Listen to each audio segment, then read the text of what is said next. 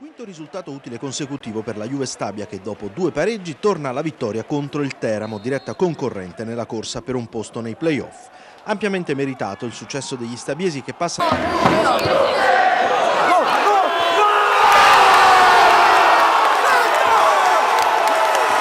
in vantaggio dopo 5 minuti, punizione calciata da Femiano, Paoloni non trattiene e Baclé appoggia in rete da pochi passi. Juve Stabia decisa a chiudere in fretta il match, in almeno 3 occasioni i padroni di casa sfiorano il raddoppio, al 9 Silvestri conclude debolmente, all'11 la palla buona è sui piedi di Esposito che però tira centralmente. Infine al 15 Alfredo Femiano calcia al volo al colpo sicuro ma sfiora il palo. Del Teramo non c'è traccia, solo alla mezz'ora Cascone, nativo di Castellammare, ci prova di testa senza successo. Al 35 i fratelli Femiano confezionano il 2-0. Il colpo di testa di Alfredo attraversa tutto lo specchio della porta, Fabio corregge la traiettoria.